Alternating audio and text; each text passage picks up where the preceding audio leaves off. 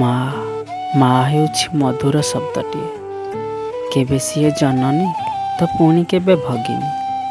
ସେ ଅହନିଶି ସଭିଙ୍କର ସେବାରେ ଲାଗିଥାଏ, ଗୋଟିଏ ଜାଗ୍ରତ ପ୍ରହରୀଟିଏ ପରି। ସେ କେବେ କିଛି ମାଗେ ନାହିଁ କି ପରିଶ୍ରମର ମୂଲ୍ୟ ବି ଚାହେଁ ନାହିଁ। ଚାହେଁ ତ ଖାଲି ଟିକିଏ ସ୍ନେହ ଆଉ ଭଲ ପାଇବା। ପରିବାରର ସୁଖ ଶାନ୍ତି ପାଇଁ ସେ ନିଜକୁ ସମର୍ପି ଦିଏ। ସନ୍ତାନ ମନର ଦୁଃଖକୁ ସେ ଭଲ ଭାବରେ ପରଖିପାରେ। ସେ ଆଖି ଦେଖି ଜାଣିଦିଏ ଅନ୍ତର ବେଦନା। ସେଥିପାଇଁ ତ ତାର ନାଁ ହେଉଛି ମା। ସେ ନିଜେ ଦୁଃଖରେ ଥାଇ ବି ଅନ୍ୟର ଖୁସି ଚାହେଁ। ଅନ୍ୟ କାହାର ଦୁଃଖ ଦେଖିଲେ ସେ ନିଜେ ଦୁଃଖୀ ହୋଇଯାଏ। ସେ ନିଜ ବିଷୟରେ କେବେ କିଛି ଭାବେନି, ସର୍ବଦା ଅନ୍ୟର ମଙ୍ଗଳ କାମନା କରିଥାଏ। ସେଥିପାଇଁ ବୋଧେ ତାର ନାଁ ହେଉଛି ମା।